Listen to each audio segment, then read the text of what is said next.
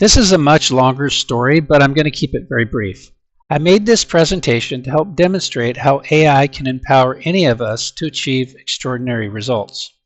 My personal focus is cognitive AI systems, and what that means is having a focus on how to optimize the human-AI partnership.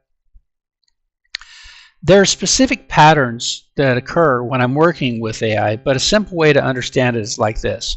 AI learns the focus, the mission, the knowledge base, does all the heavy lifting, and I make the choices that resonate with me.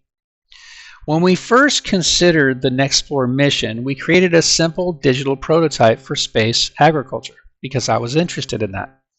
We sometimes create multiple perspectives when we're working on problems, like we'll spin up Einstein, Steve Jobs, Stephen Hawking, Da Vinci, I mean, you name it.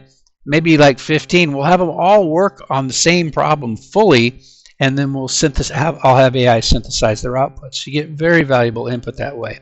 But my job is always to choose the path and the ideas that resonate with me. When that was done, we created a detailed prompt to provide to deep research. The goal there was to align our prototype to the actual science. But what happened here is that the research revealed other important, potentially game-changing emerging tech.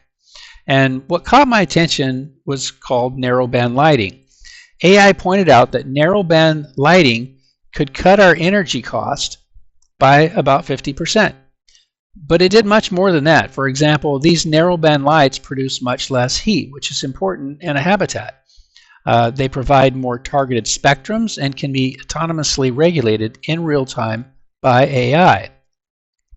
Then I began building a new prototype to represent this system.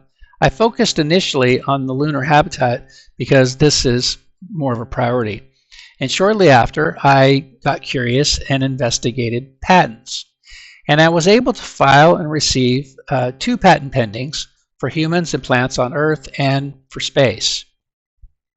Now this is the current precision spectrum lighting prototype. First off, I have this speed much faster. A day, for example, is 50 seconds, just under a minute. And in this way, you can see adjustments being made. Otherwise, it would be like watching paint dry. This is not fully complete. There are many things that I'm still working on. Up here on the left, you're going to see these blue bands. These are actually working in real time. AI is reading the location, the lighting at Shackleton, and then making adjustments in real time. There are 12 different zones for each crew member. These spectrum here, you've got one here for plants and one for each of the crew members. I do have these spectra for all 12 zones. I just don't have these quite connected yet. So when you click on them, these change on the right. Let's see. The lunar synodic cycle, that's on Shackleton. There's pretty steady light with dark periods, and you can see the dark periods that I've simulated here in this 30-day period. These aren't exact, they're just simulated, but they would, in a real application, these would be identified and AI would be using this as a layer to help regulate the lighting.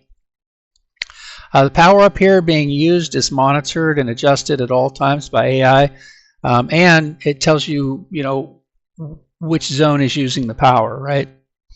You can see various edge decisions taking place along the way. Finally, you can see there's quite a bit of complexity to this code, including 30 days of synthesized data. I coded all of this with AI locally on my computer, but I want you to know that I cannot read a line of code. But I can code. I can actually direct AI to code anything that a human being can do on a computer. So I think once more people find out that's possible, it's really going to be a game changer for not just everybody on Earth, but also for the NASA mission. So looking back on this journey, there are essentially 8 steps involved. The first is aim for something hard, if not impossible. We've all heard about this, but here in this process, this really becomes a revelation. Number 2, pick a problem that you're interested in solving. There's nothing more important in your work with AI than to follow your interests. Your experience or wisdom, your intuition, and your interests are your strengths. 3, identify constraints. That's usually pretty easy. 4, build a digital prototype. I do this coding locally with AI, but there's so many great tools like those that Mike and Dragana introduced you to that can create really good prototypes. 5, do research to align with the latest science. Think about where you're going with your prototype and what you want to know, and have AI help you fashion a very, very meticulous prompt to find out, how you align this with the science, and what are the potential game changers. 6, very important, look for emerging tech that could be a game changer for your prototype or send your prototype in a new direction. 7, look for immediate earth value. And 8, modify or change your prototype to reflect your interest and findings. So whether you're partnering with AI or just using great tools, the process is the same. And good luck.